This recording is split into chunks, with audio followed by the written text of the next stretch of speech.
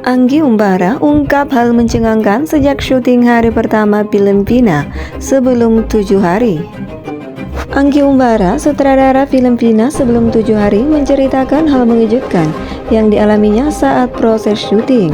Viral atas penayangan film Vina sebelum 7 hari di bioskop langsung membuat kasus pembunuhan hingga pemerkosaan Vina kembali menyeruak ke publik. Diketahui kasus terjadi pada Sabtu 27 Agustus 2016 dini hari. Vina Dewi Arsita dan kekasihnya Muhammad Rizky Rudiana atau Eki tewas akibat dikeroyok anggota geng motor di Jalan Perjuangan depan SMP 11 Kali Tanjung Cirebon. 8 tahun berlalu, kasus ini kembali dibicarakan karena beberapa hal yang belum terkuak seperti pelaku utama lainnya yang masih buron belum ketangkap. Selain itu, sebelumnya dipercayai bahwa ini kecelakaan tunggal. Berdasarkan skenario yang dibangun pelaku, sampai saat ini, film bergenre horor ini meraih jumlah penonton sebanyak lebih dari 5 juta. Jumlah ini pun akan terus bertambah mengingat kasus ini masih hangat dibicarakan oleh publik dan polisi sedang melakukan pendalaman untuk mengejar pelaku lainnya.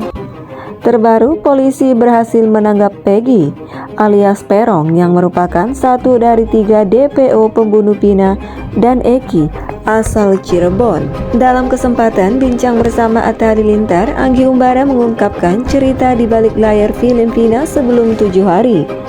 Anggi Umbara yang didapuk sebagai sutradara film Vina sebelum 7 hari ini menceritakan saat pertama kali datang ke Cirebon untuk melakukan proses syuting.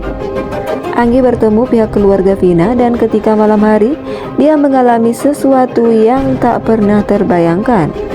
Ia mengunjungi beberapa tempat TKP pembunuhan Vina dan Eki di Cirebon.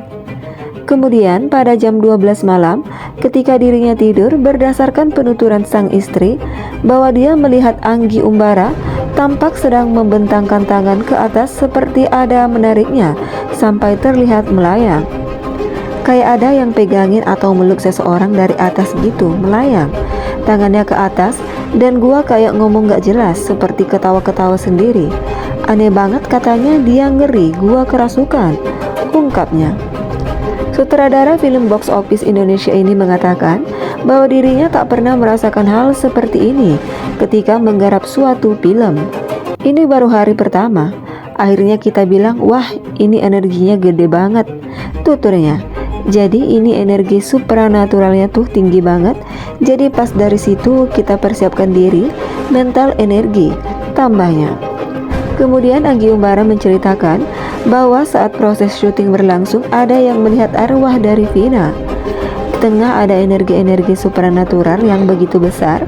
Anggi menganggap itu bukan sebuah ancaman atau bikin membuatnya takut. Gua melihat itu sebagai welcoming. Beberapa hari kemudian saat proses syuting di tempat TKP-nya itu banyak yang lihat almarhum Vina karena berdiri di situ dekat kamera, terangnya. Selain itu, artis Naila Purnama yang didapuk menjadi pemeran karakter Vina di film Vina sebelum 7 hari juga menceritakan pengalamannya saat syuting. Selama syuting aku merasa aman, merasa dijaga, gak tahu kenapa.